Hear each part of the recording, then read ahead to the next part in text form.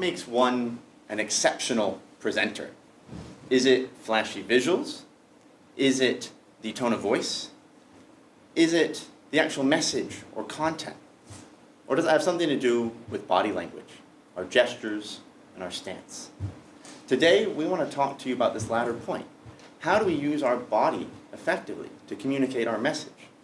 Because we have so many great ideas here, but if they remain in our head, don't actually link up with the audience, our message will not have arrived. Our message will not have resonated with the audience. So body language plays a powerful role in how we communicate. And unfortunately, body language can also distract. We've seen this clip before of Michael Bay, right? He speaks, the teleprompter, he loses sight of what's happening, the teleprompter doesn't sync up, and he struggles. And all you see is his body moving around, and he's nervous. He's exuding it. So I want to give some color commentary as we rewatch as a class what is happening. So his stance at the beginning, it's okay, but his hands, he's meshing them. And now he's starting to turn from the audience. Again, his hands are clasped, he's looking a bit down, not at all of you, the audience, and he spins. He shows his back to the audience. And he can't regain composure. He's swaying back and forth, he's looking down, he's avoiding the audience. His nerves are coming out. Again, his hands, he's writing them. And now I think he's looking at the back of the stage. That's the exact opposite place from where you want to actually look. He's incredibly nervous, and now he exits stage. We all want to avoid our own Michael Bay moments when we communicate. The last thing we want at a startup pitch or meeting is to have that happen, is to have the body language take over from the message. If we lose sight of what our body is doing, all people can pay attention to is the body itself, right? It'll take over. So that comes down to not only can it distract, but the body language is your superhero, right? That it can change, it's your superpower. Sorry, not a superhero. You're the superhero. But it's your superpower in the sense that we can utilize it to enhance and communicate with every person in the audience. We want to talk about that today from 3 vantage points. Colin is going to get us started in talking about how posture breeds success. Jung-Joon is then going to talk about how gestures to strengthen your message. Finally, Jennifer is going to close us out with how we think about the body posture of you, the audience, and how to interact with that. Colin, take us away. Communication begins before you even open your mouth to speak. Your audience's first impression of you is your posture and your position. And so it's important to know both how to stand as well as where to stand. And perhaps it's fairly obvious, but you should stand facing the people you're talking to. Don't stand facing your visuals and turning your back to the audience. That's not what we want to do. We can't communicate that way. It's also important to know where you're standing in the room. A position of strength in this room is somewhere in this center box. As long as you're moving around in the center, you're doing pretty well. Where you don't want to be is off in the corner cowering, or especially in front of any distractions. And this room is pretty good. It doesn't have that many distractions, but there is a window. And outside this window, there are cars, there are buses, there are bikers. And when I was standing over there, probably about half of you could see in your peripheral vision outside the window. And if a car were to drive by, your instinct, your reaction, would be to look out the window, and that would break your concentration and our conversation. And we don't want that either. And now that you know where to stand, it's important to know how to stand. So we're going to demonstrate a few positions, a few bad positions, that we've seen from us and some of you guys, and even from the presentations earlier today, that you shouldn't do. And the first one is hands in your pockets. This comes off as nonchalant, your shoulders tend to roll forwards, and it's very difficult to convey a strong message from this position. The second one is hands on your hips. When your hands are on your hips, you tend to look overbearing and powerful. And the third one is the fig leaf. This is where you're protecting your family jewels with your hands. And while it also looks timid, It's especially bad when you decide to gesture from this position. I want to show you something.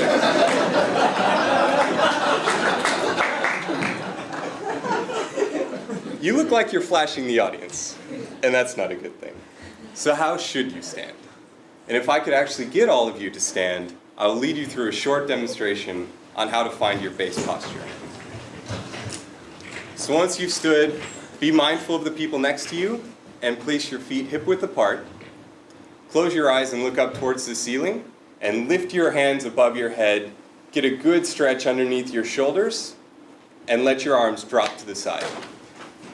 When you open your eyes, look down. This is your base posture. Thank you very much for participating. You guys can sit down now. Now that you've found your base posture, this is where you should gesture from, and it's where you should return to when you're finished gesturing. It may not feel the most comfortable, but it looks the most comfortable to your audience. Remember that your posture and position are the audience's first impression of you. But now that you know how to stand still, it's time to learn how to move. Gestures are important because it helps you communicate them. For example, if you use gestures, the audience remembers twice as much. It also helps you, the future speakers too, because it helps your memory when you speak. Also, beside the transition, your hand and arm movement is the biggest movement that the audience can see. You can either use it wisely or waste it on random and distracting gestures. I'm going to show you 3 types of gestures: the give, the show, and the chop. Here's an example. This quarter at the GSB, I went to this communications class. It was so great.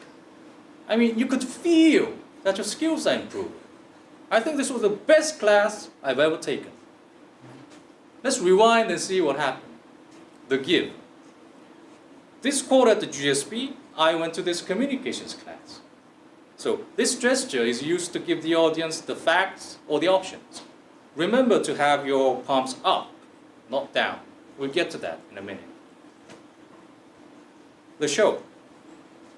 I mean, you could feel that your skills are improving. This kind of gesture has the largest variety, and your imagination is the limit. Just remember that the gesture and the message has to match.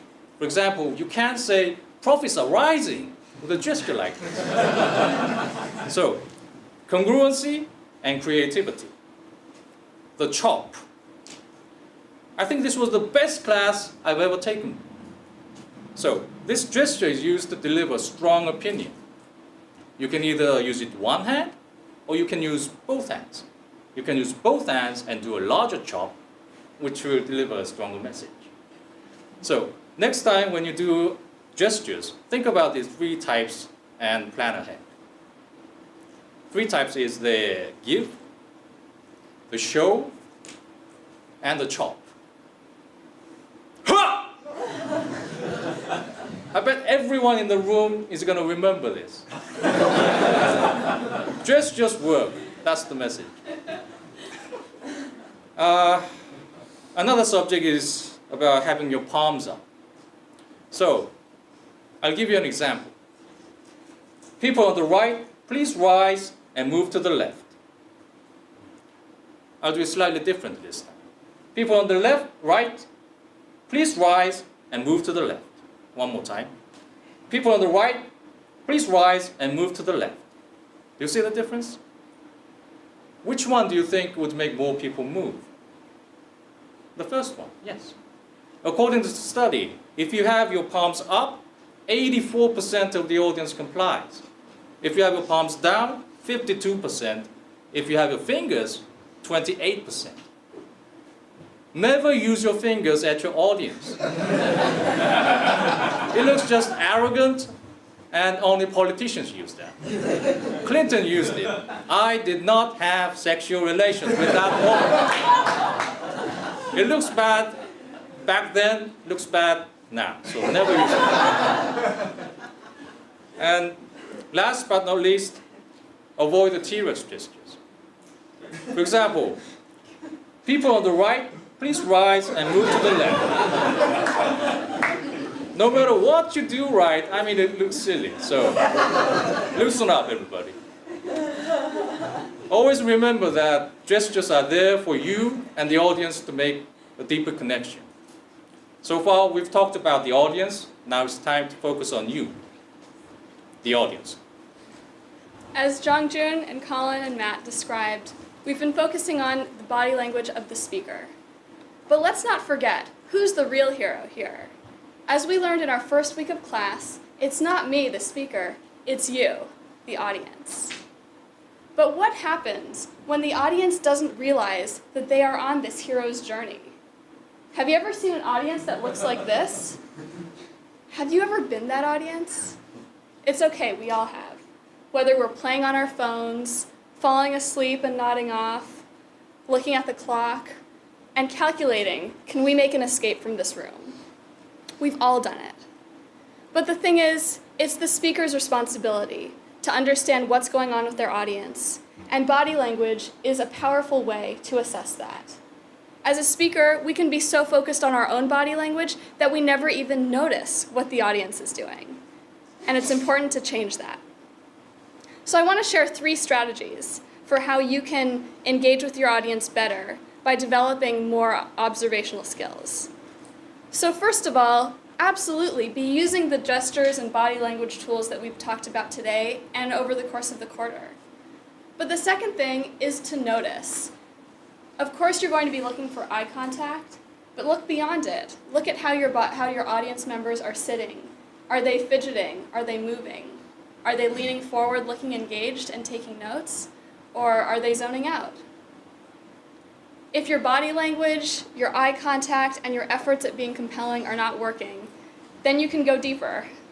You can try to surprise the audience with a question or use some humor. Or you can disrupt the audience. As students, we hate being cold called, but we know it's effective, right? Jason, what's your favorite color? Damn it. Okay, very good. You got that one.